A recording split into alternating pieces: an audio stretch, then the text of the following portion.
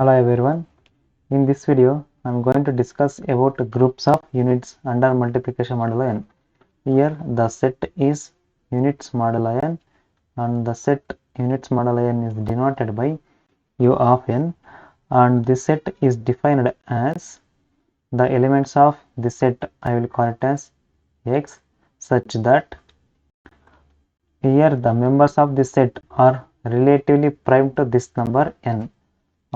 That can be written as greatest common divisor of this element x and the number n is equal to 1, and here x is less than this number n and greater than or equal to 1.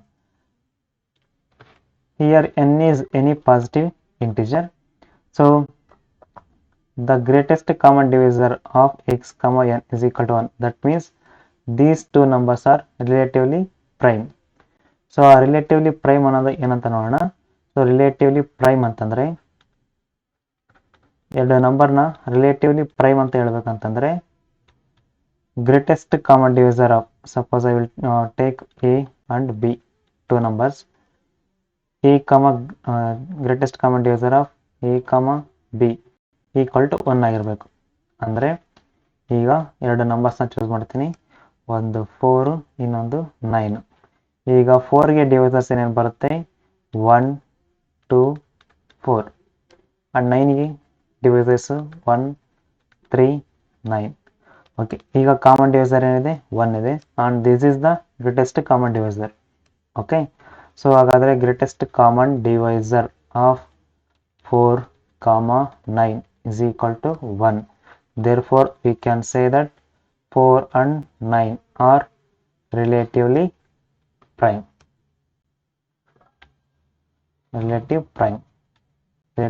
numbers. So similarly I will take some other elements, some other numbers, 5 and 8. So ಇವೆರಡನ್ನು relatively prime ಆಗುತ್ತೆ ಅಂತ check ಮಾಡೋದಾದರೆ 5ಗೆ divisors ಏನು ಬರುತ್ತೆ, 1 ಮತ್ತು 5, and 8ಗೆ 1 2 4 and 8. So again greatest common divisor is 1. Therefore 5 and 8 are relatively prime numbers. And similarly I will take 8 and 12. So ಇವೆರಡಕ್ಕೂ divisors ಬರೀತಾ ಹೋದರೆ 8ಗೆ ಏನೇ ಬರುತ್ತೆ, 1 2 4 and 8. 12ಗೆ 1 2 3 6 and then 12. ಸೊ ಈಗ ಗ್ರೇಟೆಸ್ಟ್ ಕಾಮನ್ ಡಿವೈಸರ್ ಏನಿದೆ, 2 1 ಇದೆ, 2 ಇದೆ. ನೆಕ್ಸ್ಟು ಓಕೆ, ಸೊ 2 ಬರ್ತಾ ಇದೆ common divisor, and greatest common divisor is 2. But greatest common divisor ಏನಾಗ್ತಾ ಇದೆ, 2 ಬರ್ತಾ ಇದೆ. 8 12, greatest common divisor 8 12 are 2. But ಈಗ 8 ಮತ್ತು 12ನ ರಿಲೇಟಿವ್ಲಿ ಪ್ರೈಮ್ ಅಂತ ಹೇಳಲಿಕ್ಕಾಗಲ್ಲ. ಓಕೆನಾ. ಸೊ ಆಗ ರಿಲೇಟಿವ್ ಪ್ರೈಮ್ ಅಂತ ಏನಂತಂದರೆ greatest common divisor should be equal to 1. So ಹಾಗಾದರೆ this set U of N, ಇಲ್ಲಿ ಬರೋ ಎಲಿಮೆಂಟ್ಸ್ ಏನಾಗಿರಬೇಕು, ಈ ಎನ್ ನಂಬರ್ಗೆ, here N is any positive integer, ಈ ಎನ್ ನಂಬರ್ಗೆ ಸೊ ಇಲ್ಲಿ ಬರೋ ಎಲಿಮೆಂಟ್ಸ್ ಎಲ್ಲ ಕೂಡ ರಿಲೇಟಿವ್ಲಿ ಪ್ರೈಮ್ ಆಗಿರಬೇಕು. ಓಕೆನಾ. ಸೊ ಹಾಗಾದರೆ ಕೆಲವೊಂದು ಎಕ್ಸಾಂಪಲ್ನ ನೋಡೋದಾದರೆ ಯು ಆಫ್ 4. ಸೊ ಆಗ elements of this set are should be relatively prime to 1. That means greatest common divisor of elements of this set and this number N, this number 4 equal to 1.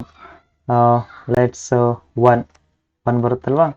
Next 2 ತಗೊಳ್ಳೋದಾದರೆ 2ಗೆ divisor 1 2 ಬರುತ್ತೆ, and 4ಗೆ 1 2 4 ಬರುತ್ತೆ. So 2 is the greatest divisor ಆಗುತ್ತೆ, ಹಾಗಾಗಿ so ಈ ಸೆಟ್ಟಲ್ಲಿ ಬರಲ್ಲ.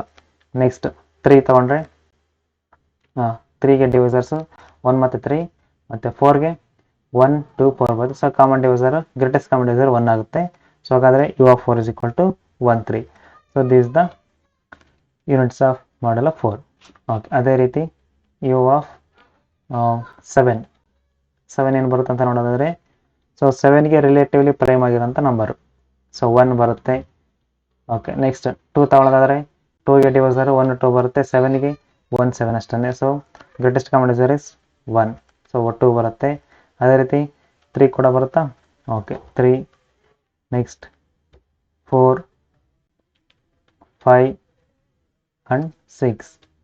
Okay, so 7 consider ಮಾಡ್ಕೊಳ್ಳೋದಾದರೆ 7ಗೆ ಡಿವೈಸರ್ ಏನು ಬರುತ್ತೆ? 1 7 ಬರುತ್ತೆ. ಏಕೆಂದ್ರೆ 7ಗೆ ಡಿವೈಸರ್ 1 7 ಬರುತ್ತೆ, ಗ್ರೇಟೆಸ್ಟ್ ಕಾಮನ್ ಡಿವೈಸರ್ 1 ಬರೋದಿಲ್ಲ, ಹಾಗಾಗಿ 7 ತಗೊಳ್ಳಲ್ಲ, ಜಸ್ಟ್ 6 ಎಂಡ್ ಆಗುತ್ತೆ, ಅಂದರೆ 1 ಕಡಿಮೆ ಆಗ್ತಿರುತ್ತೆ ಯಾವಾಗಲೂ ಕೂಡ. ನೆಕ್ಸ್ಟ್ ಅದೇ ರೀತಿ ಯು ಆಫ್ 8 ನೋಡೋದಾದರೆ 1 2 divisor common divisor greatest common divisor 1 ಬರಲ್ಲ, 3. ಓಕೆ, 3. Next 5 and 7.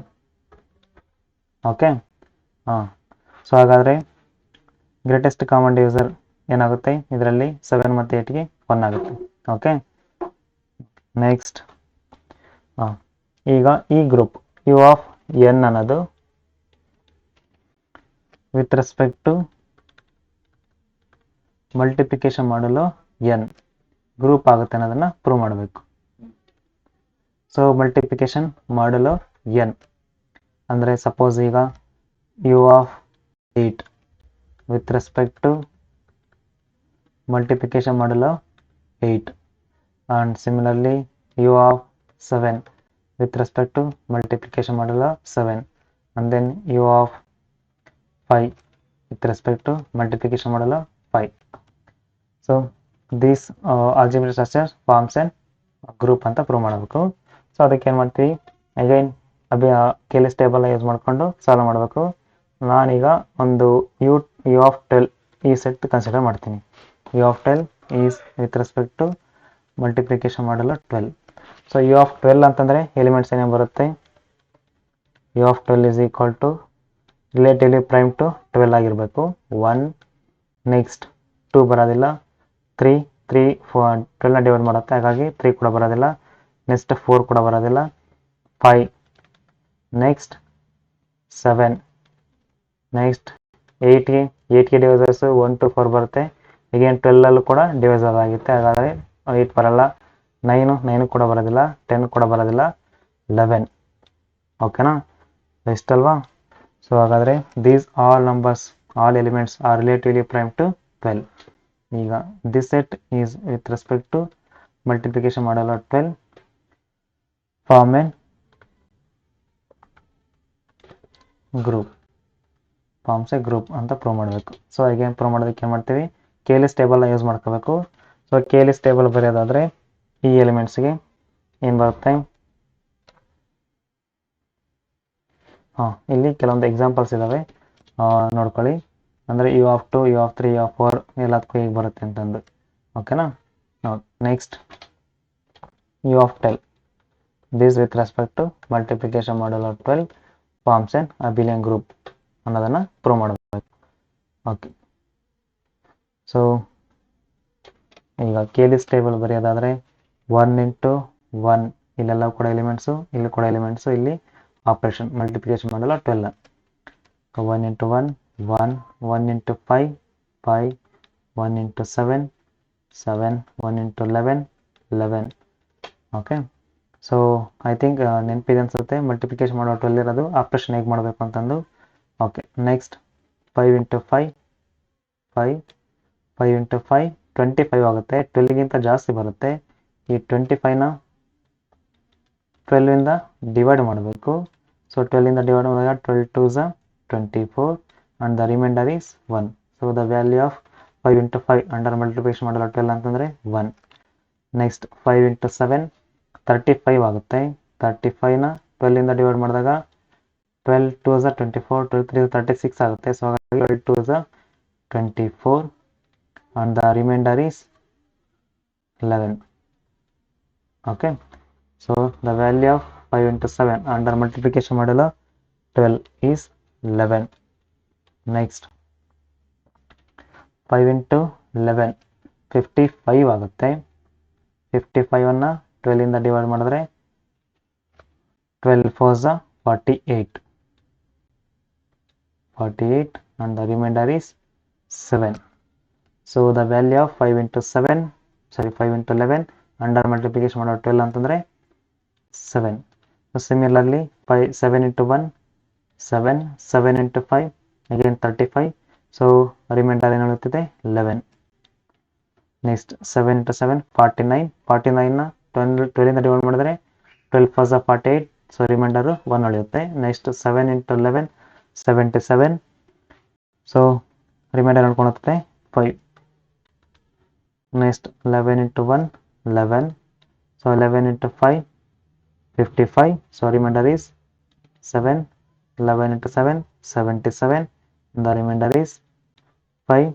11 to 11 121 ಆಗುತ್ತೆ. 12 ಇಂದ ಡಿವೈಡ್ ಮಾಡಿದಾಗ 120. 12 10s are 120. Remainder is 1. So this is the K-list table of units model line with respect to multiplication model 12. Okay. So ಈಗ ಈ set group ಆಗುತ್ತಾ check ಮಾಡೋದಕ್ಕೆ ಏನು ಮಾಡಬೇಕು, ಅಗೇನ್ ಒಂದೊಂದು ಲಾಸ್ನ ವೆರಿಫೈ ಮಾಡ್ತಾ ಬರಬೇಕು. ಕ್ಲೋಸರ್ ಲಾ, ಅಸೋಸಿಯೇಟಿವ್ ಲಾ, ಐಡೆಂಟಿಟಿ ಲಾ, ಇನ್ವರ್ಸ್ ಲಾ. ಸೊ ಟೇಬಲ್ನ ಯೂಸ್ ಮಾಡಿಕೊಂಡು ಹೇಳ್ಬೇಕಾಗುತ್ತೆ. ಸೊ ಟೇಬಲ್ನ ಯೂಸ್ ಮಾಡ್ಕೊಂಡು ಹೇಳೋದಾದರೆ, ಸೊ ಈ ಟೇಬಲಲ್ಲಿರೋ ಎಲ್ಲ ಎಲಿಮೆಂಟ್ಸು ಕೂಡ ಇದೇ ಸೆಟ್ ಎಲಿಮೆಂಟ್ಸ್ ಆಗಿದ್ದರೆ then we can say that both closure and associative are satisfied. So that means this table contains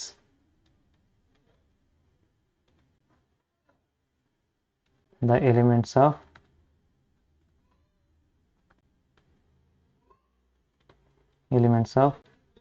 given set. That set is 1 5 7 11. Therefore closure law satisfied, and similarly we can say that associative also satisfied.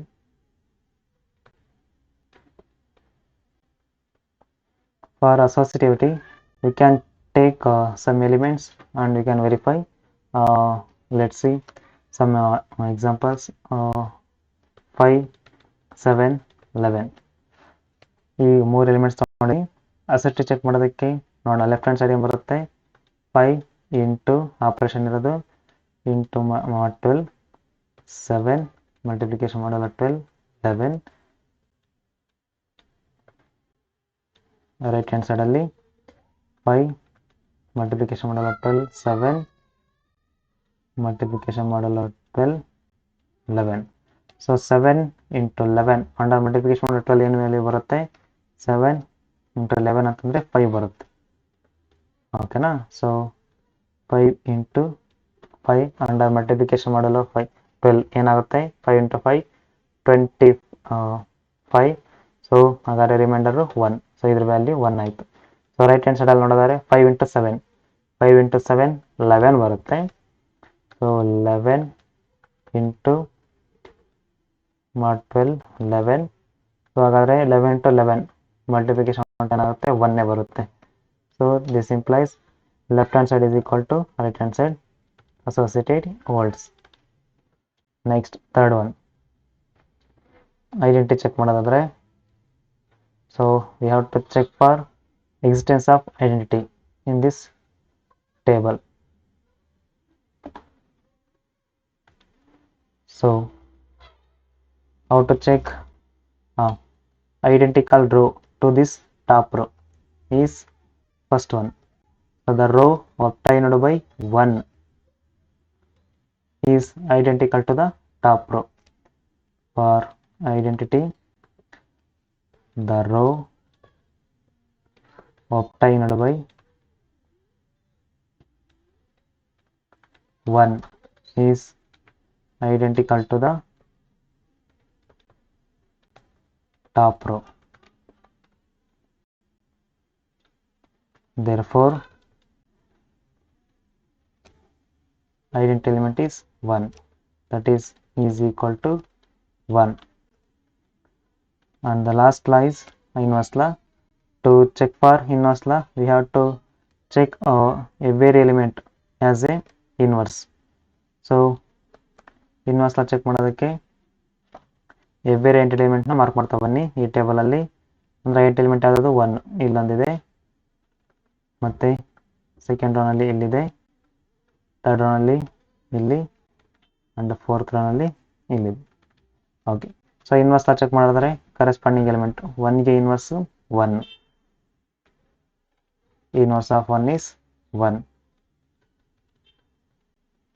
And then inverse of 5ಗೆ inverse ಬರ್ತದೆ ಇಲ್ಲಿಂದ 5ಗೆ inverse 5, inverse of 5 is 5 and 7ಗೆ inverse in 7 so inverse of 7 is 7 and 11ಗೆ inverse 11, inverse of 11 is 11. So ಹಾಗಾದರೆ ಇಲ್ಲಿರೋ ಸೆಟ್ಟಲ್ಲಿರೋ ಎಲ್ಲ elements ಕೂಡ ಇನ್ವರ್ಸ್ ಎಲಿಮೆಂಟ್ ಎಕ್ಸಿಸ್ಟ್ ಆಗ್ತಾ ಇದೆ, ದೇರ್ಫೋರ್ ಇನ್ವರ್ಸ್ ಲಾ ಸ್ಯಾಟಿಸ್ಫೈಡ್. ಸೊ ಕ್ಲೋಸರ್ ಲಾ ಸ್ಯಾಟಿಸ್ಫೈ ಆಯಿತು, ಅಸೋಸಿಯೇಟಿವ್ ಸ್ಯಾಟಿಸ್ಫೈ ಆಯಿತು, ಇನ್ನು ಐಡೆಂಟಿ ಲಾ ಕೂಡ ಸ್ಯಾಟಿಸ್ಫೈ ಆಯಿತು, ಇನ್ವರ್ಸ್ ಲಾ ಕೂಡ ಸ್ಯಾಟಿಸ್ಫೈ ಆಯಿತು. ಸೊ ಗ್ರೂಪ್ ಅಂತ ಹೇಳ್ಬೋದು. But abelian law commutative law check ಮಾಡೋದಾದರೆ, ಸೊ ಕಾಮುಟೇಟಿವ್ ಲಾ ಹೇಗೆ ಚೆಕ್ ಮಾಡೋದು?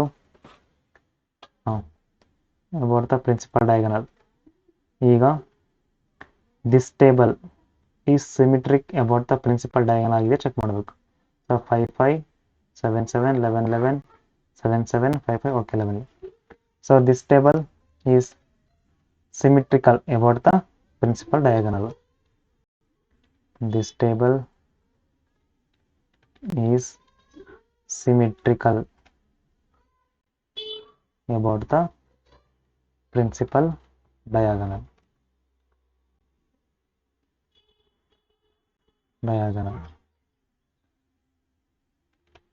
Therefore, we can say that commutative law satisfied.